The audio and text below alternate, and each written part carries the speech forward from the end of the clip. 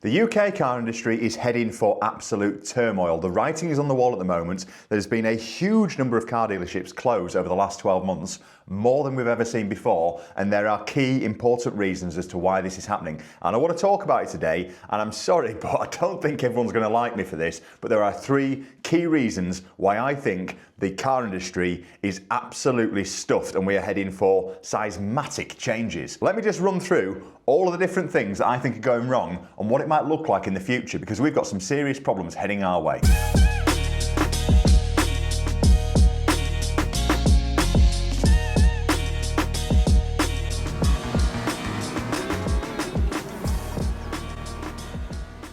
There are lots of different constraints within selling cars, and the first one that I want to talk about, and this is the thing that I'm probably going to get absolutely pinned to a post for, is the Consumer Rights Act. If you're not a part of the UK, you might not know what the Consumer Rights Act is, but essentially what it is a way of protecting consumers when they buy a product. Now, the Consumer Rights Act 2015, which obviously came out in 2015, is a way of making sure that whatever you buy is fit for purpose, to use a correct term. Now, the same right that covers buying a new TV from Comet or Currys or PC World or whatever they're called now is the very same act and law and right that covers you for buying a second-hand car. Now, that second-hand car could be 10 years old with 100,000 miles on it, or it could be 1 year old with 1,000 miles on it. It doesn't matter, the same law applies on second-hand cars. Where's the problem here? I think it's quite obvious, isn't it? A second-hand car has got thousands of moving parts, and inevitably, it will break. It will break. You could buy a new car, it will break, because there are so many different things going on with them.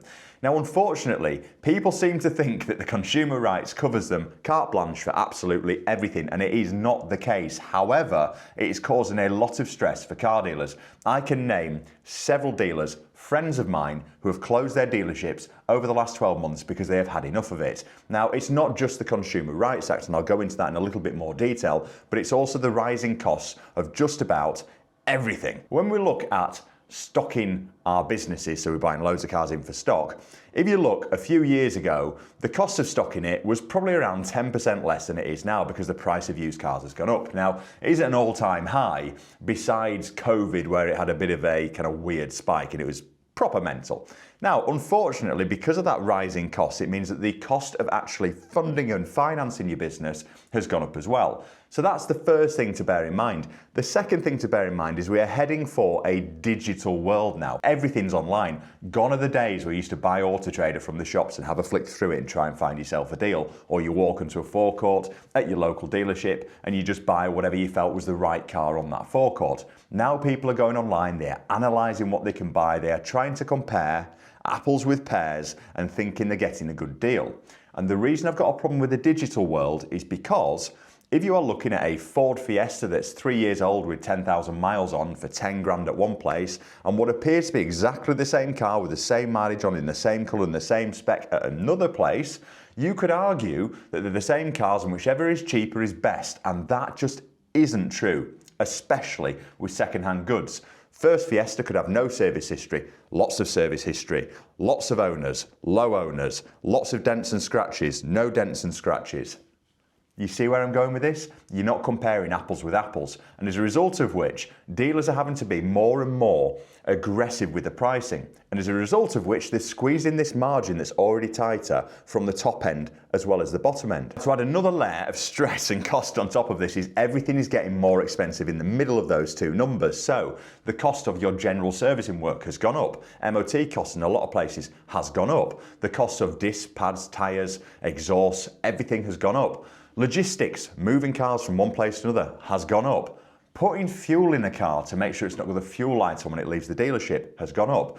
So not only have you got a problem at the top, a problem at the bottom, but you've also got a problem in the middle as well. And that is squeezing and squeezing car dealers. Now, that's just something that you have to deal with and try and buy better if you can do. We tend to buy cars ideally, if we can do, from the general public, and we're always struggling for stock because of the way that we do it. We'd rather not buy from an auction and buy what we think is going to be potentially a problem. We'd rather buy it from a member of the public, or quite often subscribers, to be fair. We tend to buy a lot of cars from there. So we sort of have a bit of an advantage, whereas we're going out and physically touching, feeling and smelling a car and making sure it feels right, rather than buying blind. However, Regardless, you've still got this tight squeeze and the problems in the middle. On top of that, everything else is more expensive. So the running costs of your business, staff costs have gone up, business rates have gone up, gas and electric has gone up. Everything you can think of, advertising has gone up. Everything's gone up. Now, that's sort of the nature of the beast in business, and I appreciate that things get tougher, etc. But when you've got that, and you get the Consumer Rights Act and you stick it on the top of it, what you're doing is you are selling second-hand cars, which have got thousands of moving mechanical parts in them, bought from somebody whom you do not know how they've driven that car, sold to a member of the public who you don't know from Adam. They could be a really nice person, they could be an absolute git, you don't know what they're going to be like, and they are then governed, or you are governed, by the Consumer Rights Act law on the top of that. Then you layer another problem on as well, which is finance. So a finance broker comes onto the top and he manages all of this process, and if anything goes wrong, the customer just can complain to the finance company and cause no end of pain. This sort of coincides with how I think the industry is going, and when you look at the number of car dealerships that are closing at the moment, it is quite obvious that where we're heading is a digital age of car sales, and I've got a big problem with that. If you look at the failings of a company called Cazoo, they tried to dominate the market by changing the way that we bought and sold cars. Everything's going to be online now. Don't go into your local dealerships. They're all crooks. The guy who headed up Cazoo, I forget his name now, Alex something, I don't know, I'm making it up. He basically poo-pooed the entire industry. So the whole thing, unfortunately for Cazoo, didn't work out because the margins were too tight. And also they're doing a lot of distance sales stuff. So they're selling something to a member of the public and 2 weeks later they don't want it. And much like buying a TV from Curry's, they can just hand it back. This, in my opinion, is a perfect storm. When you look at these big franchises, what they're starting to do now is cut the fat. So they're getting rid of these smaller little businesses and the dealerships that are part of the franchises that aren't performing very well and cutting the fat. And they're doing that for all the reasons that I've just talked about. Now the problem there is you're ending up with, rather than car dealerships, what they like to now refer to as customer experience centres, which is just the most gross term I've ever heard. So this isn't about going and touch and feel a car anymore. It's basically about buying it online and getting it handed over within an experience centre.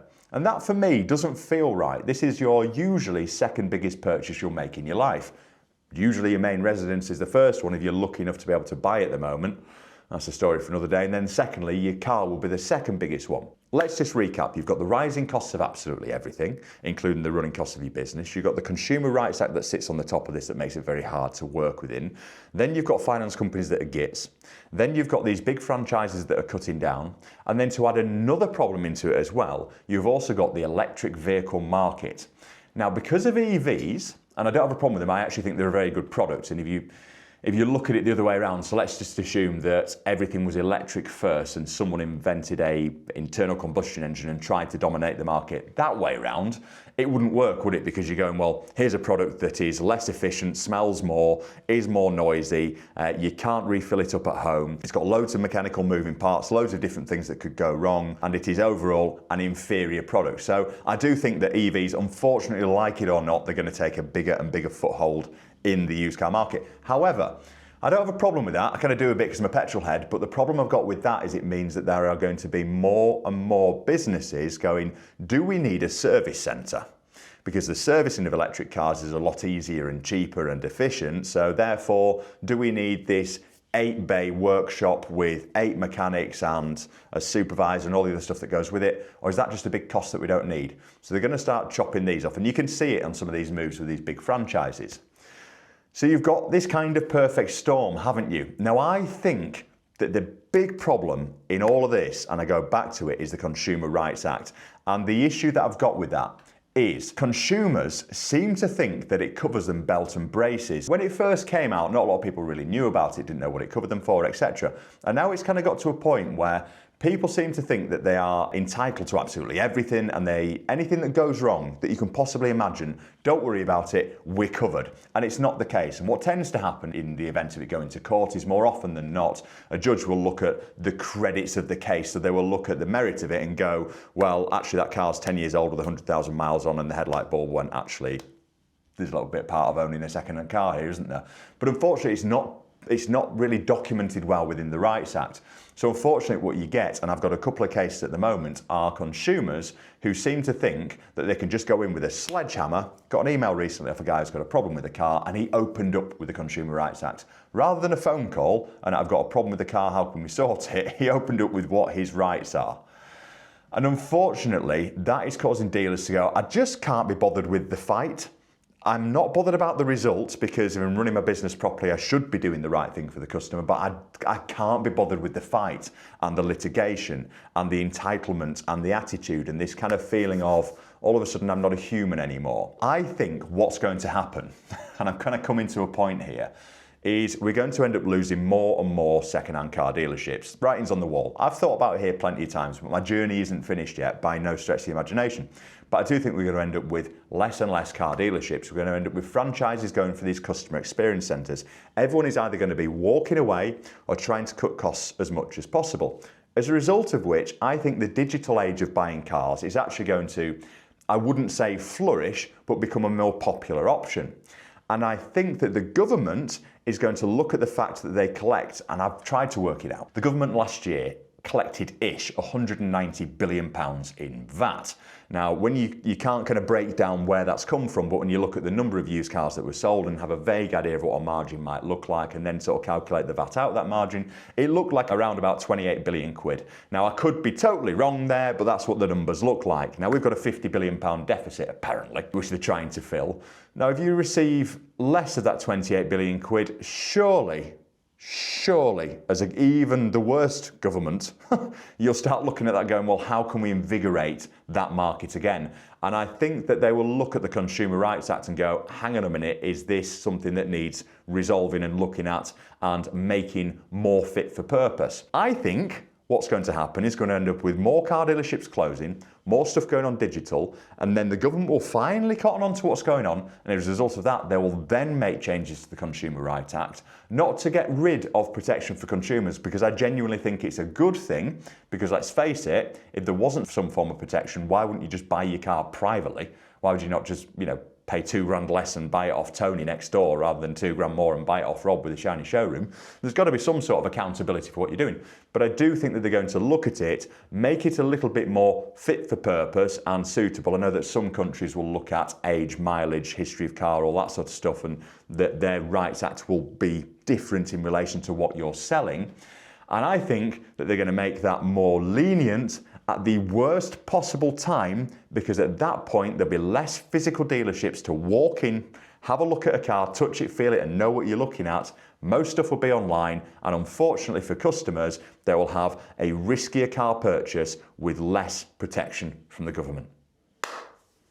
That's what I think's happening out there, and I do think it's a big problem. And from my point of view as a car dealer, am I worried? Yes, obviously. Any business person is worried about what the business is going to look like. Am I concerned? No, because I'll continue to do it how I'm doing it. I like it like this. I like the personal thing. We don't do a lot of posting cars out to customers. I've never bought into the idea and the concept of it. And if you're trying to find a silver lining in all of this, and this is an awful way of looking at it, but as a car dealer, I'm looking at other dealerships closing and going, every dealership that closes means it is a smaller market of people buying cars, isn't it? So it's that kind of better for me. And that's an awful way of looking at it, but I'm just trying to be a realist. I guess the question is, do you think I'm onto something here? Do you think I'm mad? Or do you agree with what I'm saying, that actually the industry is being choked, and as a result of which the government are going to spot this lack of income and find a way of unchoking it at what I think is going to be absolutely the wrong time? Answers on a postcard, please. Very quickly before I go, I'd like to say a massive thank you for today's sponsor, which is Vehicle Score. If you're buying a car, and this is probably going to be even more prudent in the future, you want to make sure you're checking it. Vehicle Score is a fantastic product. It's not an expensive product to use. Gives you a score out of 999 for what a car looks like. Is it a good car, bad car, indifferent car? And it'll give you all the different history checks. There's a link in the comments below if you want to use Vehicle Score, and they are a proud sponsor of our channel. So thank you to them for sponsoring our videos and our content moving forward. Ideas, thoughts, anything you want to talk about, drop it in the comments below. I'm really interested to talk about this because this is my future and also your future when it comes to buying cars. And let's face it, we're all here because we quite like cars, aren't we? Hopefully you found that interesting, and I shall see you, with some luck, on the next one. Cheers. you.